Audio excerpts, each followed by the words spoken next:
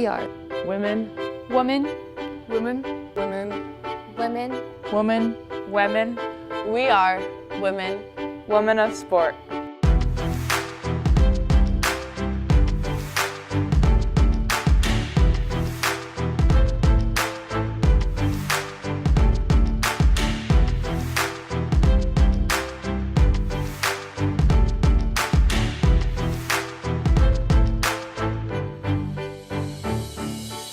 I'm Chrissy Jones, and I play volleyball at the University of Washington.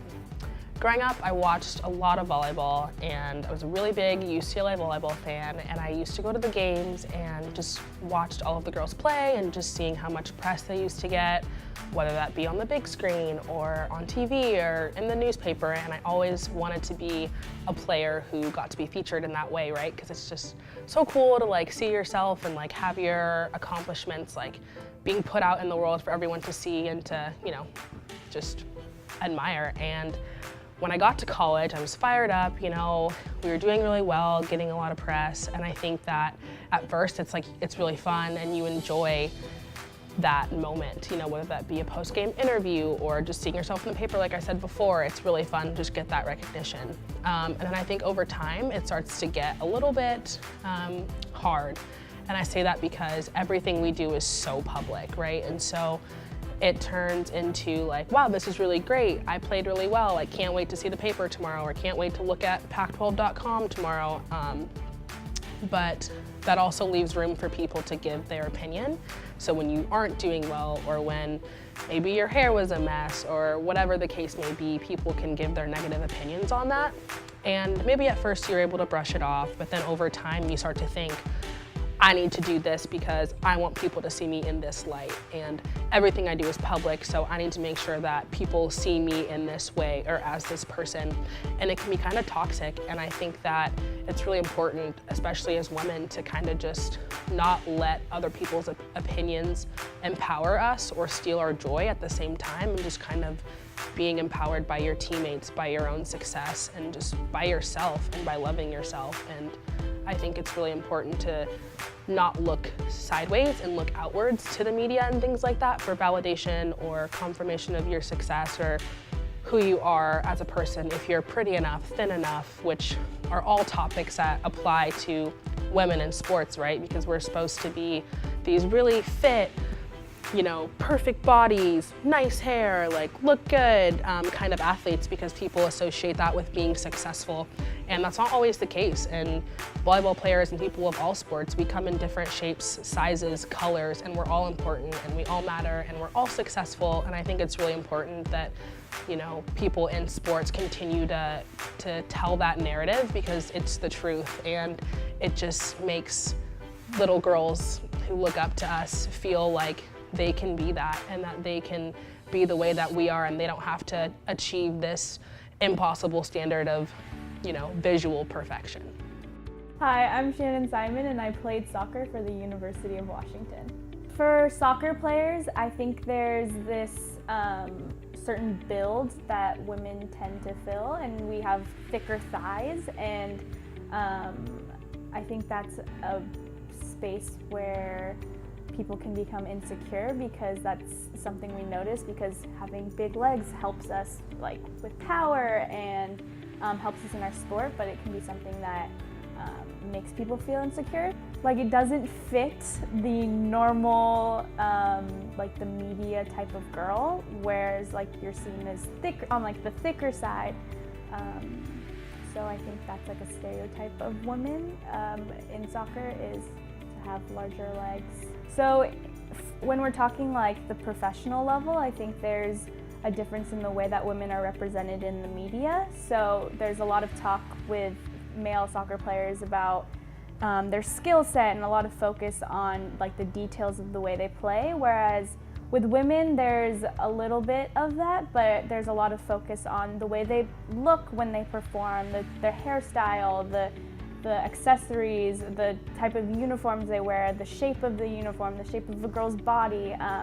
There's more focus on the way that they portrayed themselves physically, in addition to the way they played. But with males, there's more of the focus on the actual playing of the sport, and I think that disparity is unfortunate because there are a lot of amazing female soccer players that deserve attention for the way they play, but they may not fit this idea of beauty, and so they don't get as much attention.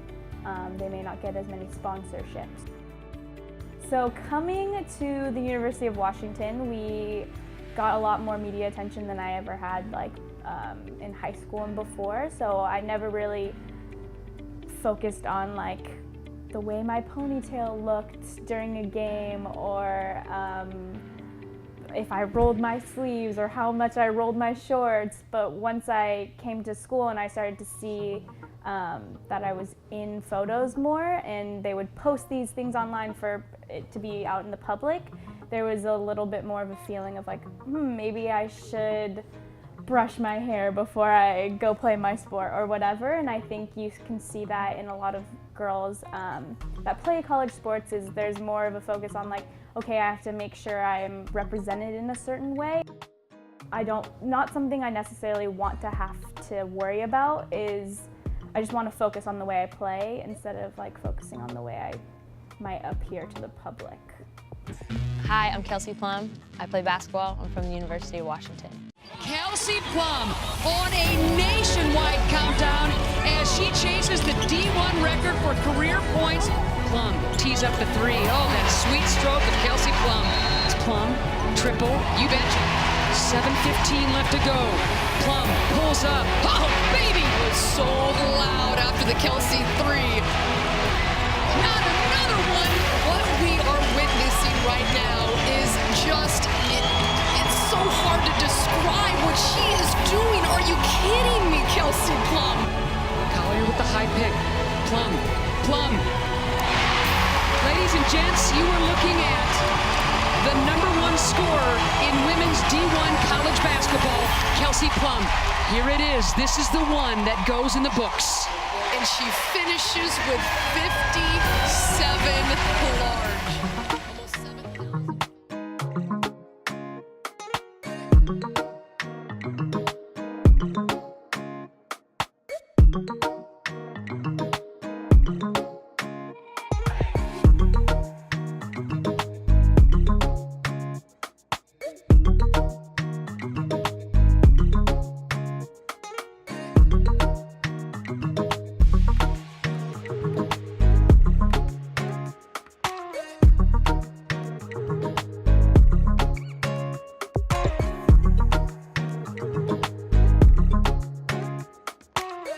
Hey, my name is Courtney Thompson. I was a setter here at the University of Washington for 4 years. I competed on the USA team for 10 and was fortunate enough to get to go to 2 Olympics.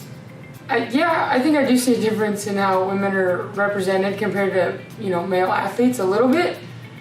I don't feel super sensitive to it. I think, I played in Europe for over 7 years and lived over there, and I think over there it's more accepted. It's kind of normal to talk about and part of the culture. And you look at male soccer players like Ronaldo or Beckham, they're gorgeous. People talk about it all the time, And so for women, there's a little different connotation, I guess. But I also feel like that's kind of part of it. And I don't feel super sensitive to it. I get that we don't want to be defined by how we look, whatever that means for us, by our height, by our weight, by the face, the shape of our face, the shape of our body. We want to be known for our craft, but that's everyone. And I think it's normal to kind of comment on the other stuff every once in a while.